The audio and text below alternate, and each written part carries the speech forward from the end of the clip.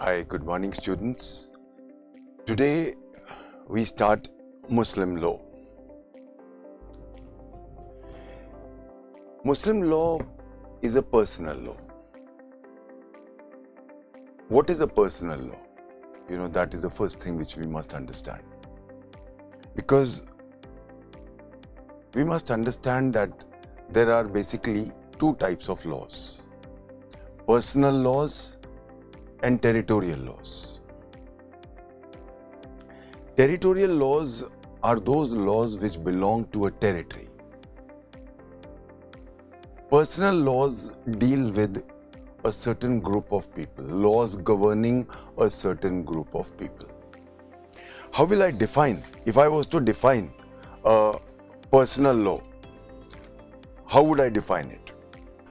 Personal law can be defined as a law which applies to a certain class or group of people or a particular person based on religion, faith, or culture. And what is a territorial law? It is one which applies to all persons residing in a certain territory.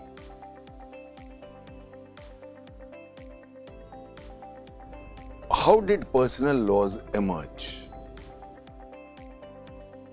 If we see the development of mankind, the earliest known mankind to us is the Paleolithic man, the Stone Age man.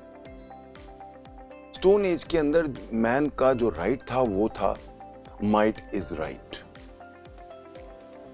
There were no rights.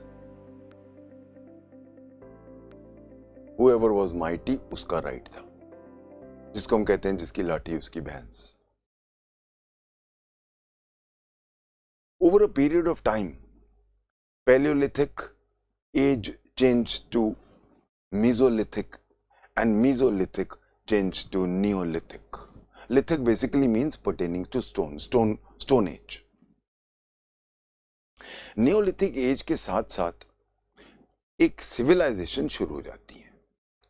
Civilisation, जैसे कि मैं CPC में आपको बहुत detail में पढ़ा चुका हूं, सिविलाइजेशन का बेस वर्ड होता है सिविल. तो जहां एक दूसरे के राइट्स आप पहचानने शुरू करते हो और एक दूसरे के राइट्स आप रिस्पेक्ट करने शुरू करते हो. राइट्स कौन डिटरमिन करेगा? लॉ. बट हमारी वो जो प्रिमिटिव सोसाइटी थी उसमें कोई इस तरह का पार्लियामेंट थोड़ा ना होता था. तो उस टाइम पे नेचुरली जो उनके एक्सेप्टेड लोग होते थे उन लोगों को का जो वर्ड होता था वो लॉ बनता था. इसीलिए अब बीच में आ जाता है हमारा रिलीजन. इसलिए शुरुआत ही हमारी सोसाइटी की रिलीजन के साथ साथ आ जाती है. हम हिंदू लॉ देख लें, काफी हमारा जो पुराना हिंदू लॉ था वो नेचर पे बेस्ड था. Hindu law is one of the oldest laws, Rig Veda being the oldest known book. However, as time progressed, इंसान का रैशनल बढ़ता गया, रैशनलिज्म बढ़ता गया, और नेचुरली जो बाद में रिलीजन्स आते गए, उनका बेस जो था वो ज्यादा डेमोक्रेटिक था और ज्यादा आई विल से रैशनल था.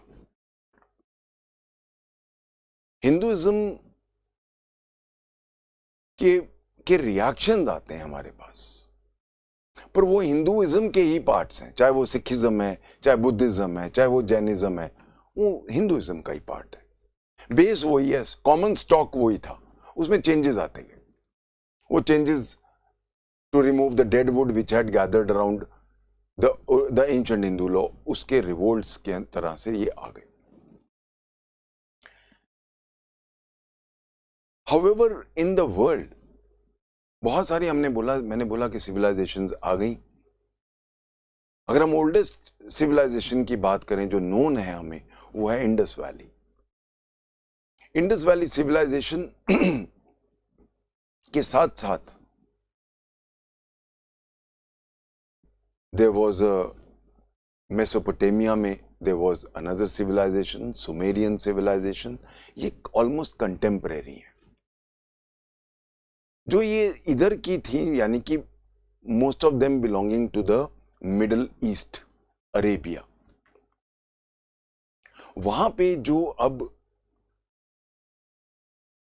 सिविलाइजेशंस बनी, वो कायदे से, आई विल से, एक unlike the Hindu law and Hindu ethos, जो एक बड़ा एक इंटीग्रेटेड था. जो अरेबिया का ज्योग्राफी है, see geography determines a lot of things. तो जो अरेबिया का ज्योग्राफी था कि सारा डेजर्ट है, अनलाइक इंडिया जहां पे पानी था, तो इसीलिए पानी की और अच्छी सॉइल की वजह से हमारा सिविलाइजेशन जो था वो एक अलग तरह का सिविलाइजेशन बन गया. लोग टिक के रहने लग पड़े. The reason being that agriculture became the main stay. इसलिए आज भी इंडिया का एग्रीकल्चर ही प्राइम मूविंग फोर्स है. बट ऐसी चीज हम अरेबिया के लिए नहीं कह सकते थे. The reason being that Arabia being desert area, तो वहां के जो लोग थे वो यहां ट्रेडर थे. और ट्रेड भी किस चीज का करेंगे? खजूर या जो डेजर्ट के प्रोडक्ट्स होते हैं. और अगर उनको ट्रेडिंग नहीं है तो फिर वो रेडर बन गए. दैट इज वाई अरेबिया का जो एंशिएंट कल्चर था, दे वर आइदर ट्रेडर्स और रेडर्स. या तो वो लूटपाट करके खाते थे, और इसीलिए अरेबिया में बहुत सारे ट्राइब्स आ गए. हर ट्राइब का अलग एक अपना सिस्टम. थे सारे अरब्स, बट अरब्स के अंदर we had lot of what we can say tribes.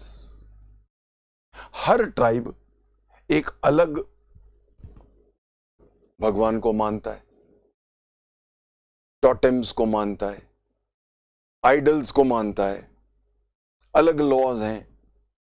तो एक बिखरी हुई सोसाइटी थी. It was not what I will call a homogeneous civilisation. Unlike Hinduism, which now gave birth to a homogeneous society. Arabian society जो थी वो एक homogeneous integrated society नहीं थी. क्यों? क्योंकि टिक के नहीं बैठते थे, टिक के बैठ नहीं सकते थे. बिकॉज डेजर्ट रेतीला इलाका है, एग्रीकल्चर है नहीं. एक मेन सिविलाइजेशन जो हम कहते हैं कि टिक के बैठ गए, उसका बेस क्या होता है? एग्रीकल्चर. लोग वहीं पे एग्रीकल्चर कर रहे हैं और वहीं रह रहे हैं, और जन्मों जन्मों तक वहीं सारे उनके बच्चे भी आगे लेते जाएंगे. यही बैकग्राउंड बनता है हिंदू लॉ में कोपार्सनरी का. बट यहां नहीं है, क्योंकि जमीन जो है उसकी वैल्यू नहीं है. यहां पे जो जमीन है वो रहने के लिए है, या ज्यादा क्या है, छोटा मोटा जो डेजर्ट के प्लांट्स होते हैं या प्रोडक्ट्स होते हैं उसके लिए. रिलीजन जो होता है वो बेसिकली एक कोहेसिव फोर्स होता है. It's a cohesive force. Religion, जैसे कि मैंने बोला, पहले हिंदुइज्म आया और फिर बाद में हिंदुइज्म के रिवोल्ट्स के रूप में वेरियस ऑफशूट्स आए. बट एक completely different from Hindu ethos भी और रिलीजन्स आए. उन रिलीजन्स की अगर हम बात करें तो वो डिफरेंट एरियाज में आए, इसलिए उनका जो था इथॉस बिल्कुल डिफरेंट था. क्रिश्चियनिटी आया, उससे पहले जुडाइज्म आया, जूज का लॉ. फिर क्रिश्चियनिटी आया जीसस के बाद.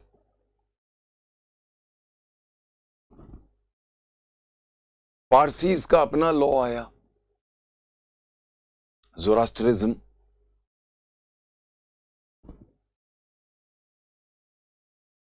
चाइना में कन्फ्यूशियनिज्म आया.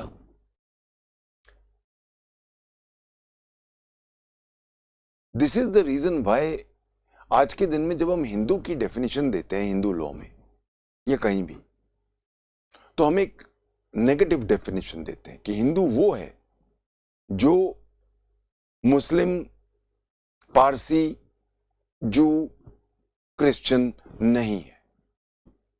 वो हम जब आएंगे हिंदू लॉ में तो डिटेल में बात करेंगे।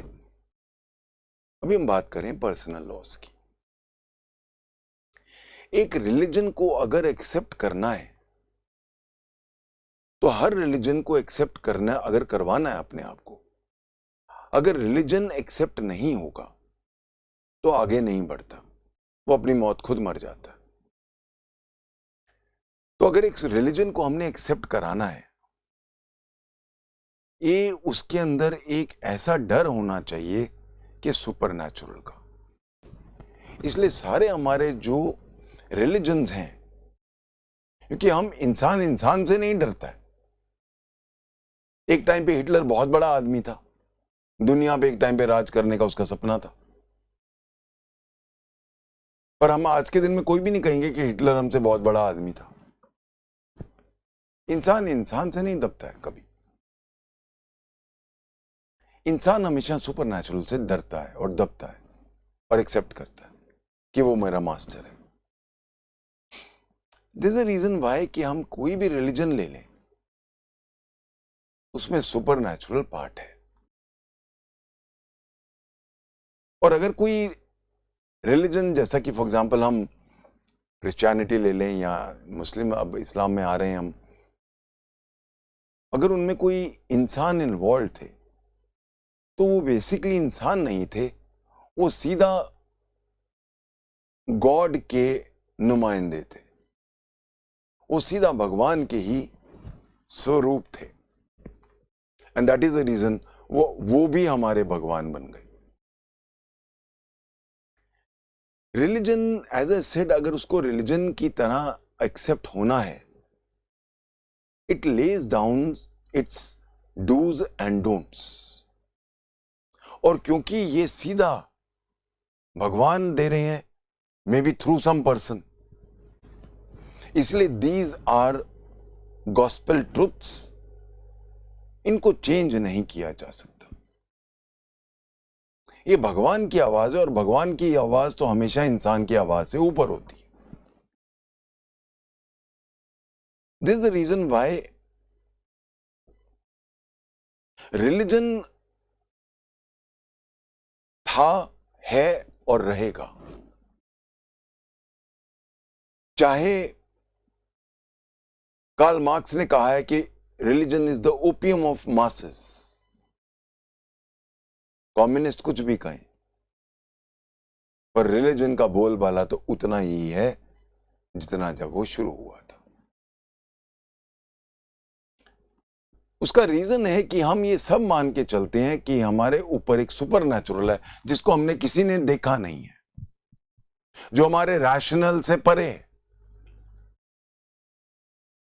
पर इतनी चीजें हमारी लाइफ में, इतना सारा कुछ होता है जो बिल्कुल भी हम कभी प्रिडिक्ट नहीं कर सकते थे। हमारी लाइफ जो है वो एक स्ट्रेट लाइन पे नहीं चलती है कि जी बस ये है तो ऐसा ही हो रहा है। हर रोज जिंदगी में टर्न आते हैं, और क्योंकि टर्न्स आते हैं और ऐसे बिल्कुल यू टर्न्स भी आ जाते हैं, इसलिए इंसान हमेशा डरता है कि भगवान के हाथ में है। This is the reason of acceptability of religions. चाहे आज का दिन ले लो या आज से 500 साल पहले ले लो,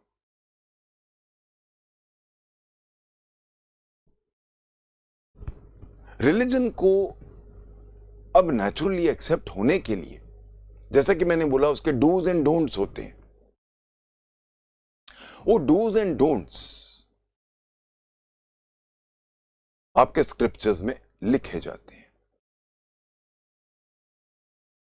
चाहे हम होली बाइबल ले लें, चाहे हम होली कुरान ले लें, या हम श्री गुरु ग्रंथ साहब जी को ले लें, या भगवत गीता को ले लें, कोई भी ले लें,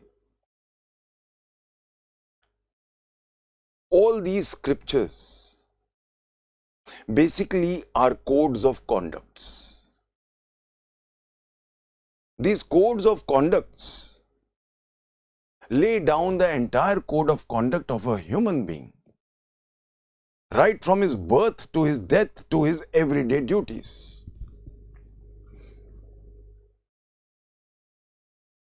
हिंदू लॉ जो है वो सबसे अलग क्यों है? हिंदू लॉ बिलीव करता है कि there is rebirth. Hinduism believe करता है कि देयर इज रीबर्थ. रीबर्थ की वजह से पाप और पुण्य, dos and don'ts, the theory of punishments, rewards and punishments. हर रिलीजन में रिवॉर्ड्स एंड पनिशमेंट्स इनबिल्ट होते हैं. पनिशमेंट्स के बहुत सारे तरीके हैं. इस जन्म में तो हमें लगता है कि नहीं है. हिंदुइज्म मानता है कि अगला जन्म होता है, तो अगले जन्म में आप इस जन्म के मिसडीड्स को पे करोगे. इस्लाम और क्रिश्चियनिटी मानता है कि आप सबको हम अभी दफना रहे हैं, वो आपको तभी दफनाते हैं, जलाते नहीं है, क्योंकि एक दिन डे ऑफ रिसरेक्शन आएगा. इस्लाम में उसको कहते हैं कयामत का दिन आएगा, जिस दिन सब अपने ग्रेव से निकलेंगे और फिर जो आपका कंसर्न्ड गॉड है, चाहे अल्लाह है, चाहे जीसस, व्हाटएवर, वो आपका लेखा जोखा लेंगे. Your balance sheet will be made, and as per that balance sheet you will be allocated to either hell or heaven. Hell की जो पिक्चर है वो बहुत ही घासली एंड डेडली है. हेल का पिक्चर है वही जो हम कहते हैं, कढ़ाई में तेल में तल रहे हैं और बर्निंग हेल्स हैं, बर्निंग फायर्स हैं, वगैरह वगैरह. हेवन जो है वो बहुत ही ब्यूटीफुल है, वगैरह वगैरह, बहुत कुछ है.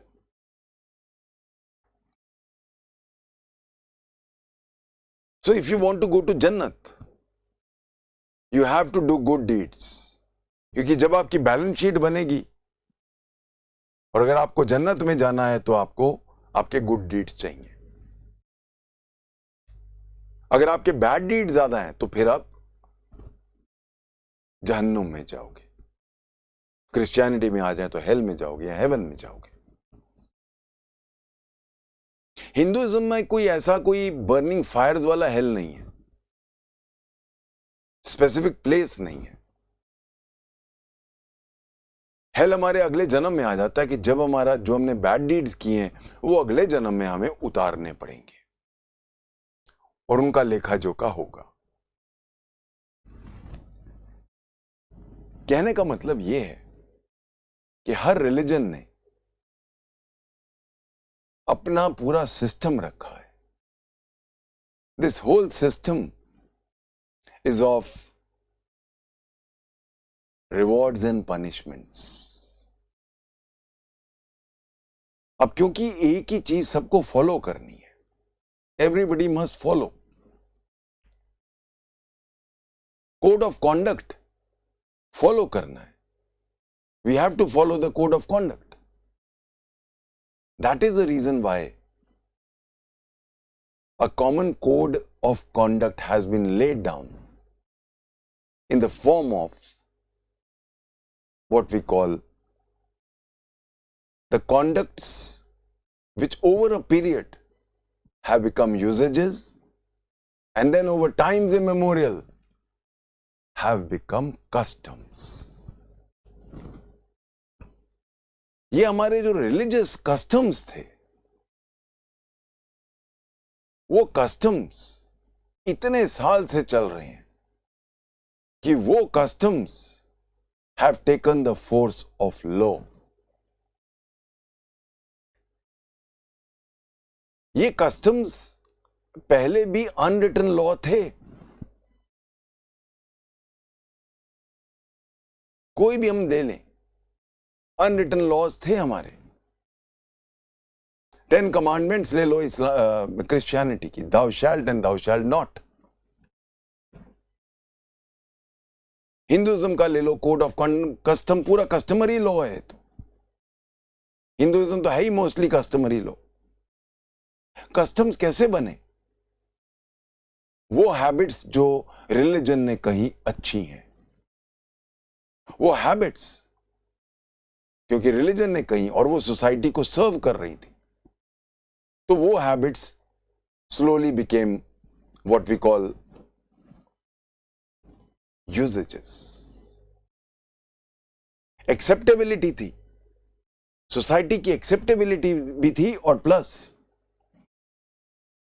देयर वाज आल्सो, हम कहेंगे, पूरा सैंक्शन ऑफ रिलीजन था। उसको तोड़ने का मतलब था कि आप सुपर नेचुरल से लॉगर हेड्स पे जा रहे हो, you are going at loggerheads with the supernatural, and no earthly being ever dares to be at loggerheads with the supernatural. This is the reason why these usages kept on being practiced so well that they became customs. And these customs were not only accepted by the society, these customs were enforced by the society. These laws, these customs which took on the force of law, did not need any policing. The society would enforce. ये जो customs थे जिन्होंने law का रूप ले लिया था, उनको, और जो एक रिलीजन के लोगों को डील कर रहे थे, उनको हम कहते हैं personal laws. They are called personal laws.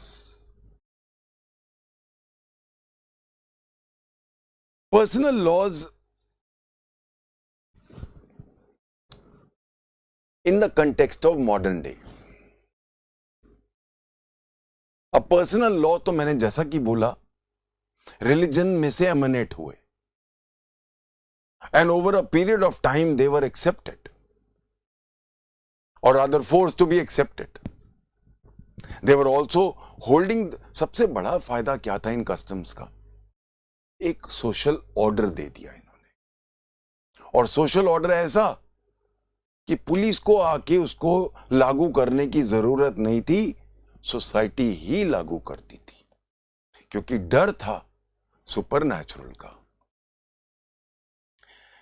इसीलिए जब हम आज के दिन में आते हैं, मॉडर्न लॉज में आते हैं, पर्सनल लॉज को हम नजरअंदाज नहीं कर सकते, not be standing the fact कि ये पर्सनल लॉज सेंचुरीज ओल्ड हैं। पर ये पर्सनल लॉज कोई ना कोई efficacy, they were efficacious at that point of time, and they continue to be efficacious, and they have continued to be efficacious during the passage of many centuries, and most of them are efficacious even today, and that is the reason why they are accepted as law. Even if not accepted by the parliament, they are accepted as law by the people, and that is why personal laws always are more acceptable laws. They don't have to be forced down your throat. Public उसको automatically accept करती है। Question ये उठता है कि आज के दिन में, हम इंडिया के कंटेक्स्ट में बात कर रहे हैं, आज के दिन में हमारा कॉन्स्टिट्यूशन आ चुका है, which is the mother of all laws, और यहां प्रॉब्लम आती है।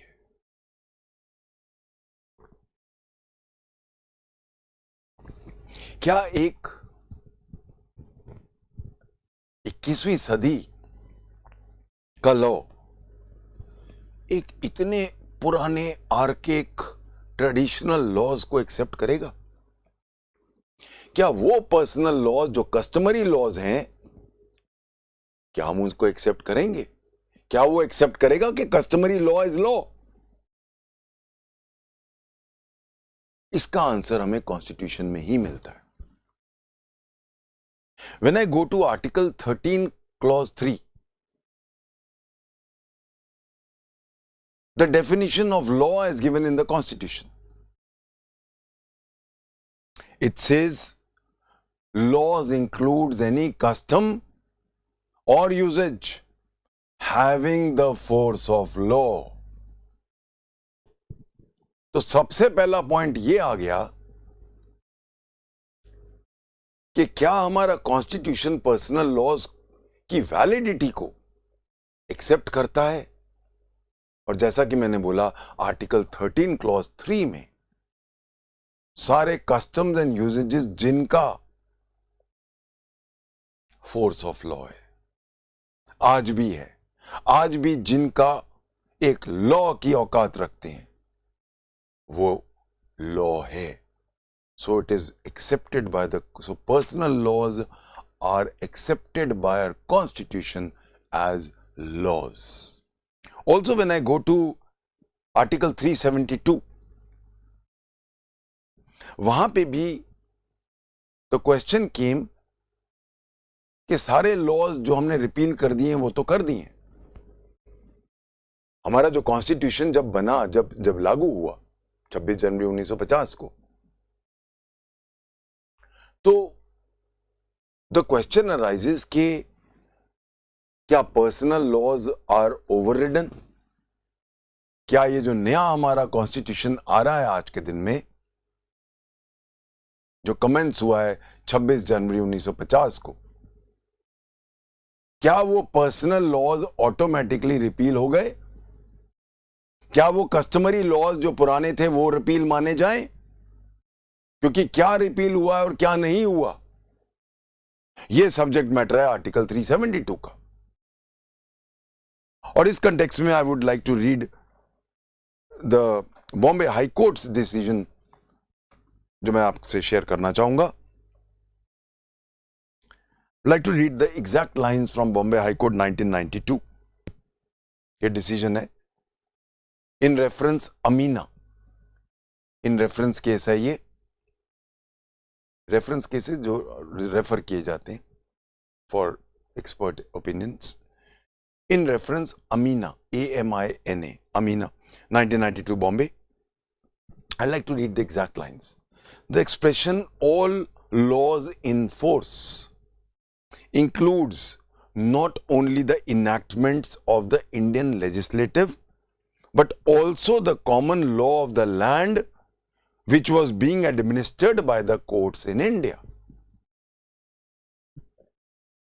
तो कौन से लॉज प्रोटेक्ट हो गए, ये बता रहा है हमें. ये हमें आर्टिकल 372 बताता है. This includes not only the personal laws, not only the personal laws, the Hindu and Mohammedan laws, but also the rules of English common law, for example, the law of torts, as well as customary laws, the rules of interpretation of statutes. So Article 372 has not repealed any personal law. 372 की मैं पहली line सिर्फ पढ़ना चाहूंगा.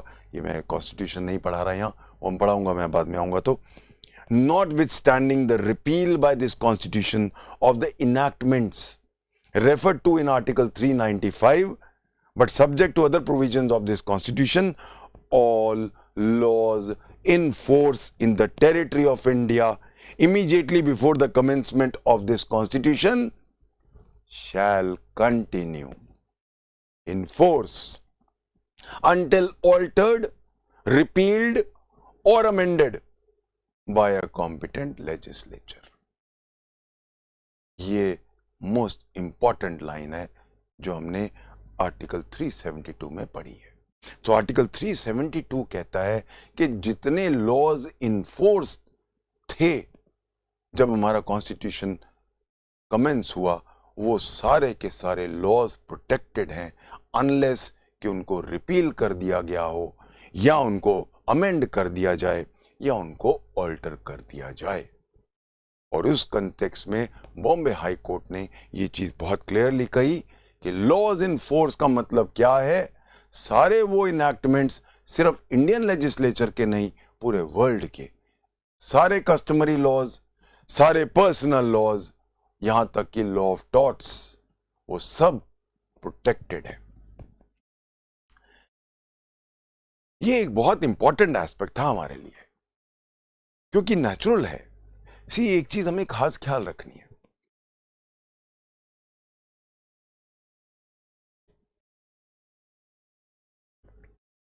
जो हमारे personal laws हैं वो किन किन चीजों को डील करते हैं। Personal laws deal with personal matters of a person, marriage, divorce, maintenance, succession, inheritance, ये सारी चीजें जो हैं, all these are regulated by personal law of a person, which means his religion. But कायदे से ये जो लॉज हैं, हम ये नहीं कह सकते कि they are absolutely authentic on the anvil of equality. We cannot definitely take a vow and say these are absolutely based on equality. हम ये बिल्कुल नहीं कह सकते कि ये लॉज जो हैं इनमें एक छींटा भी नहीं है इनइक्वालिटी का, या इनजस्टिस का, या इनडिस्क्रिमिनेशन का. हम एडमिट करते हैं ये लॉज में इनइक्वालिटी है और ये डिस्क्रिमिनेटरी भी हैं, खासकर जहां तक सेक्सेस का सवाल आ जाता है, मेल और फीमेल का सवाल आ जाता है. यू नो, इट वाज एक रिलीजन को एकदम खत्म करना, ये कोई मार्क्सिस्ट कंट्री नहीं है हमारी. We the people of India only have written this constitution. We the people of India hereby give to ourselves this constitution. और हमारा यही कॉन्स्टिट्यूशन हमें आर्टिकल 25 में राइट टू प्रैक्टिस रिलीजन दे रहा है. रिलीजन को हमने, जिसको हम कहते हैं, उठा के बाहर नहीं फेंक दिया. We have not de-recognized religion. We are not a communist country. We are a country which is very rich in our culture because of the religions, because of the various religions. However, India being based on equality, liberty, equality, fraternity, this is the very base of the preamble. It is always the coveted goal of the Indian society that we must have one law of marriage, one law of divorce, one law of maintenance, one law of inheritance, one law of succession. In other words, what we will call secular laws of marriage, secular laws of divorce, secular laws of succession, secular laws of maintenance. There should be no contradictions. The ultimate aim of Indian Constitution is utopia, utopian principles we have. We want that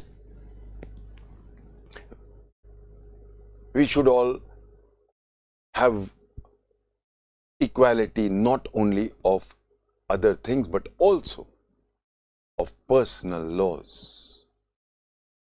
And that is the reason why Article 44 in our Directive Principles of State Policy clearly ordains that the state shall endeavor to enforce a uniform civil code, UCC. The Honorable Supreme Court has lamented many times in many judgments, whether it is Shah Banu or any others, that it pains us to see that even after so many years of our independence, we have not been able to give ourselves a uniform civil code.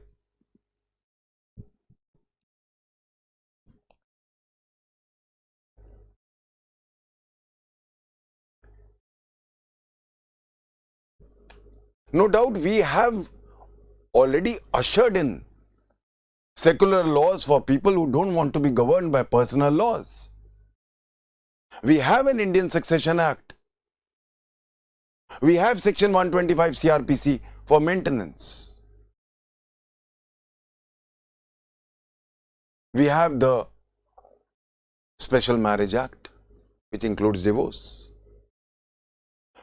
So we have now two laws running parallel. एक personal laws जो उनके personal religions के through आए हुए हैं, और एक जो secular law है जो religion नहीं देखते, जो इतना देखते हैं कि वो Indian है और उस पे irrespective of caste, creed, color और religion हम आपको एक ही law देंगे.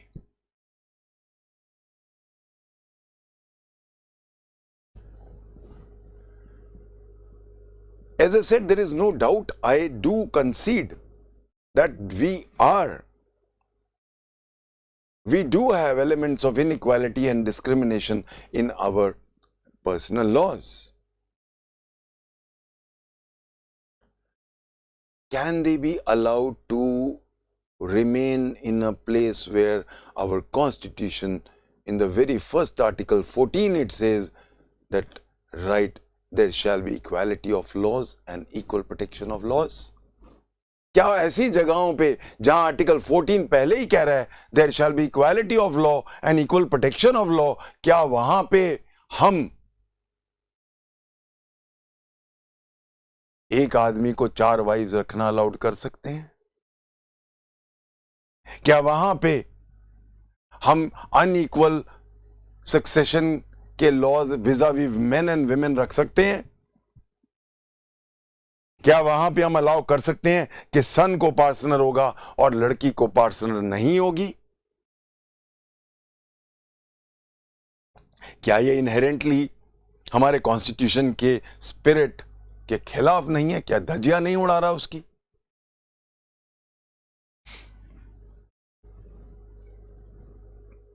इसके ऊपर let's go to the honourable supreme court's various stances. उसके बिना बात पूरी नहीं होगी. पहला क्वेश्चन ये उठता है कि जो पर्सनल लॉज हैं उनमें से कई कोडिफाई हो चुकी हैं. कोडिफाई मतलब उनमें से कुछ लॉज लेजिस्लेचर ने लॉ में कन्वर्ट कर दिया है, कुछ उनमें चेंजेस करके जो हमारे कॉन्स्टिट्यूशन के अनुरूप हैं.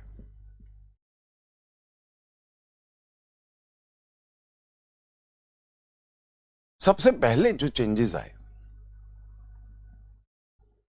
वो हिंदू लॉ में आए. 4 इनैक्टमेंट्स आए हैं 1955-1956 में, and almost the whole gamut of Hindu law was codified. Codification का मतलब है उनको लॉ में कन्वर्ट कर दिया, लेजिस्लेटिव लॉ में कन्वर्ट कर दिया. बहुत सारी डेडवुड आ गई थी हिंदुइज्म में, क्योंकि इतना पुराना रिलीजन है, सबसे पुराना रिलीजन है वन ऑफ द, तो इसीलिए उसमें बहुत सारी डेडवुड इकट्ठी हो गई थी. उसको खत्म करना जरूरी था. उस डेडवुड में इस्लाम में तो चलो 4 वाइफ्स रख सकते हैं, हिंदुइज्म में कोई मनाही नहीं थी. पॉलीगेमी भी अलाउड है, और I am not saying bigamy और even biandry, but it was polygamy. आप रखना चाहो तो 100 वाइफ्स रख लो, नॉट ओनली वाइफ्स रख लो, वाइफ भी हस्बैंड रख सकती है।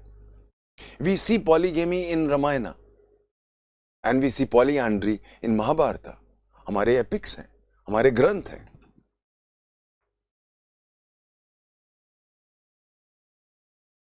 मेंटेनेंस नाम की कोई चीज नहीं थी, क्योंकि हिंदू जॉइंट फैमिली में लेडी ब्रेक ही नहीं कर सकती थी, औरत ब्रेक अवे नहीं कर सकती थी। अगर वो विडो हो गई तो उसको marriage in Hinduism is a sacrament, कहते हैं ना 7 जन्मों तक है, तो ब्रेक तो हो ही नहीं सकता था। इन सबको तोड़ना था, मेंटेनेंस देनी थी, वगैरह वगैरह, अडॉप्शंस के लॉज चेंज करने थे, वो किए। तो कोडिफाइड हिंदू लॉ ने एक बहुत बड़ा कस्टमरी लॉ को बहुत बड़ा आघात पहुंचाया। इसीलिए जब हम हिंदू लॉज में जाते हैं तो सारे कोडिफाइड लॉज में सेक्शन 4 एक ही चीज कहता है, not with standing any previous customs. सारे के सारे कस्टम्स एब्रोगेट हो गए इस नए कोडिफाइड लॉ ने। क्वेश्चन अब ये उठता है, similarly before I come to the question जो उठता है, मुस्लिम लॉ में भी शरीयत एक्ट अप्लाई हुआ। अब Muslims are governed by the Shariat act. Dissolution of Muslim marriages act आ गया, क्योंकि इस्लाम में है बहुत सारे, हम आएंगे जब डिवोर्स में देखेंगे, विमेन को है, बट जो एक तरफा पूरी कार्रवाई मैन को थी, अब विमेन को लॉ ने दे दी। ऐसे लॉज हैं, कोडिफाइड लॉज हैं मुस्लिम्स में, पर कम है, बहुत कम है, वो हम देखेंगे अभी क्यों। अब क्वेश्चन मेरा उठता है वापस, पर्सनल लॉज जब कोडिफाई हो जाते हैं तो क्या वो पर्सनल लॉ रह जाते हैं? क्या अब उनको हम पर्सनल लॉ बोल सकते हैं? अब तो कोडिफाई हो गया, अब तो लेजिस्लेचर, पार्लियामेंट ने पास किया है। So once a personal law gets codified, does it retain the color and hue of a personal law? Does it remain a personal law per se? Or does it now become a territorial law or any other law which is definitely not personal, because now the parliament, the legislature has come into picture? तो the $1 million question arises, अगर एक personal law Codify हो गया, चाहे जैसे Hindu law में हुआ है या जैसे मुस्लिम लॉ में हुआ है, तो क्या वो does it retain the colour of a personal law? ये मामला आया सुप्रीम कोर्ट के सामने। This matter came up Baijya versus Gopika Bai. Baijya BAJYA Baijya versus Gopika GOPIKABAI 1978 Supreme Court. The question had come up whether the Hindu laws which have been enacted, which have been codified during 1956, वो जो 4 enactments हैं हमारी, क्या वो अब personal law रही? क्या अब उनको हम पर्सनल लॉ की कैटेगरी से बाहर निकाल दें? सो इस जजमेंट में supreme court, honourable supreme court ने क्लियर किया that the enacted Hindu laws, including the 4 laws which were passed by the legislature in 1955 and 1956, are part of personal laws. So notwithstanding the fact that they have been codified, they remain personal laws. So codified personal laws, codified customary laws still retain the color and hue of a personal law. एक और मामला आया honourable supreme court के सामने 1965 में, Santram versus लाभ Singh. Santram versus लाभ Singh, LABH, लाभ। इसमें कॉन्स्टिट्यूशन बेंच का डिसीजन है ये। In this honourable supreme court held कि जो हम रीजंस रखते हैं, कोई भी स्टैट्यूटरी लॉ को अगर हम वॉइड करार करने के लिए जो रीजंस रखते हैं, वही रीजंस हमारे कस्टमरी लॉ पे भी अप्लाई करेंगे।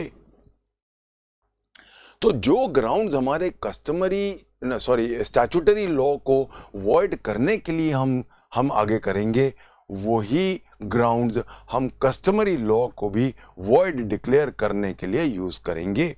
So the reasons to hold statutory law as inapplicable and void would equally apply to also customary laws.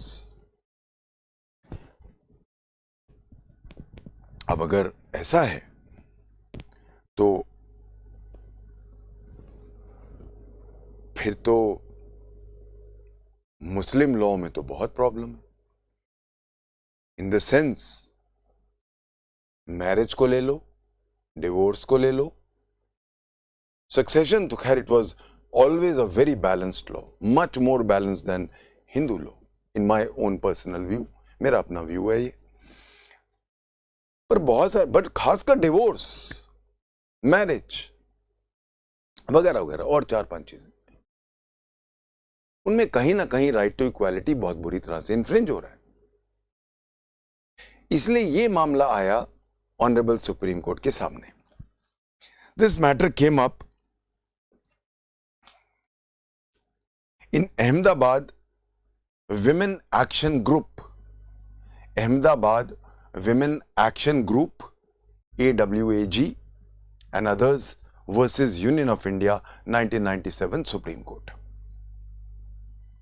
इसमें क्या हुआ कि Muslim person law was challenged. The entire Muslim personal law was challenged. This is against the constitutional principles. Writ petitions were filed. पहला इनका writ petition का जो relief मांगा गया था, to declare Muslim personal law which allows polygamy as void as it offends Article 14 and 15 of the Constitution. Secondly, to declare Muslim personal law which enables a Muslim male to give unilateral talaq to his wife without her consent and without resort to the judicial process of the court as violative of Articles 14, 15 and 21. And lastly, to declare that a Muslim husband, when he takes more than one wife, is cruelty to other wives. जब एक wife से ज्यादा रखता है तो दूसरी wife पे cruelty है। ये 3 मैटर्स आए थे इस बड़ी इंपॉर्टेंट एक जजमेंट में। And the honourable supreme court held that ये मामले कोर्ट डील नहीं करेगा। These are matters to be dealt by the legislature. और कायदे से ये कॉन्स्टिट्यूशन इनको कवर नहीं करेगा। हो सकता है ये कहीं गलत हो, बट ये हमारा काम नहीं है। This would amount to judicial legislation, hence this is the job of the legislature, they should do it. यही नहीं, एक और जजमेंट आता है। एक और जजमेंट था इससे पहले का, वो भी मैं पढ़ना चाहूंगा। Shri Krishna Singh versus Mathura Ahir, Shri Krishna Singh versus Mathura Ahir 1980 supreme court. इसमें क्या हुआ था कि हाई कोर्ट, एक लर्नेड हाई कोर्ट जज ने एक कोई पर्सनल लॉ को सेट असाइड किया था on the ground that it violets part 3 of the constitution which means fundamental rights. उस पे भी ऑनरेबल सुप्रीम कोर्ट ने कहा कि the honourable high court earned, गलती की है। मैं एग्जैक्ट लाइंस पढ़ना चाहूंगा। Let's read the exact lines. I am reading 1980 Sri Krishna Singh versus Mathura Ahir. In our opinion, the learned High Court judge failed to appreciate that Part 3 of the Constitution does not touch upon the personal laws of the parties. He cannot introduce his own concepts of modern times, but should have enforced the law as derived from recognized and authoritative sources of law, except where such law is altered by any custom or is modified or abrogated by any statute. यानी कि जो चीज article 372 में हमने पढ़ी कि सारे laws continue करेंगे अनलेस कि उनको स्पेसिफिकली ऑल्टर किया जाए या रिपील किया जाए बाय द कंसर्न स्टैट्यूट, तो जब तक कोई ऑल्टर, वेरी या रिपील नहीं होगा तो वो चलता जाएगा। नॉटविथस्टैंडिंग तो आर्टिकल 372 को यूज किया। ये स्टांसेस थे पुराने।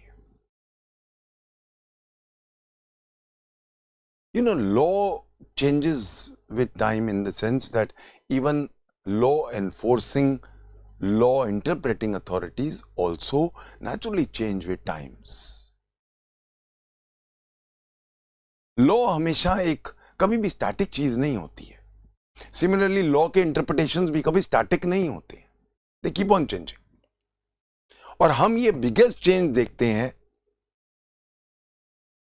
अभी जो एक सुप्रीम कोर्ट का जजमेंट आता है हमारे पास 2017 में, and a very landmark case, और वो है Shayara Bano, SHARAYA, Shayara Bano versus union of India 2017 supreme court. या अगर इससे बहुत पहले चले जाएं तो शाह बानू का केस, जहां पे it was very clearly held कि सेकुलर लॉज में Muslim women can also take benefit, notwithstanding personal law. In other words, secular laws will override. ये जो हमारे पास शरिया बानू का केस आता है यूनियन ऑफ इंडिया 2017 में, इसमें पहली बार ट्रिपल तलाक को इनवैलिडेट किया जाता है। नॉट ऑल ट्रिपल तलाक, तलाकुल बिद्दत जिसको हम कहेंगे, हम बाद में पढ़ेंगे इसको डिटेल में, उसको अब इनवैलिडेट करता है सुप्रीम। हाउएवर ये नहीं कि सुप्रीम कोर्ट ने अपना ही लॉ लगा दिया या उसको कॉन्स्टिट्यूशन को के एनविल पे उसको रिजेक्ट कर दिया, नहीं। Honourable supreme court went into the history of तलाक और उन्होंने ये क्लियरली दिखा दिया कि तलाकुल बिद्दत बाद में जुड़ा है। वो हम जब आएंगे तलाक में तो डिटेल बात करेंगे, but then the honourable supreme court keeps on taking progressive views and interpretations based on the principles of our constitution.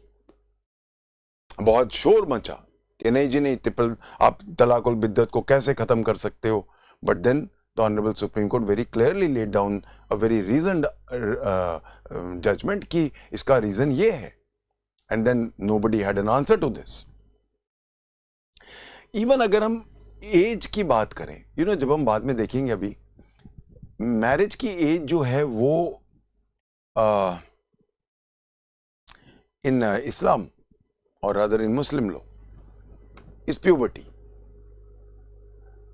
हनाफीज में जब हम देखेंगे वो 15 साल है लड़की की उम्र। तो मतलब एक बच्चे का प्यूबर्टी मतलब moment he can, puberty means when he can reproduce, वो है ग्राउंड। अब एक और हमारा, मैंने आपको पढ़ाया आईपीसी में बड़ा इंपॉर्टेंट एक जजमेंट जो आया था, independent thought versus union of India 2017 supreme court.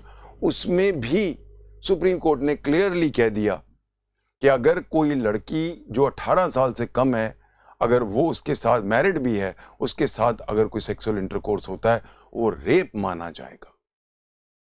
तो ये जो हमारे अब जजमेंट्स आ रहे हैं ऑनरेबल सुप्रीम कोर्ट के, मैं पिछले 4-5 साल से देख रहा हूं, वो बहुत प्रोग्रेसिव आ रहे हैं। Somewhere the legislature has failed, ये तो हमें मानना पड़ेगा, बिकॉज जो हमारा कॉन्स्टिट्यूशन का डायरेक्टिव था article 44 for a uniform civil code, उसको लागू करने में कहीं ना कहीं तो हम मान के चलेंगे कि वोट बैंक पॉलिटिक्स चली है।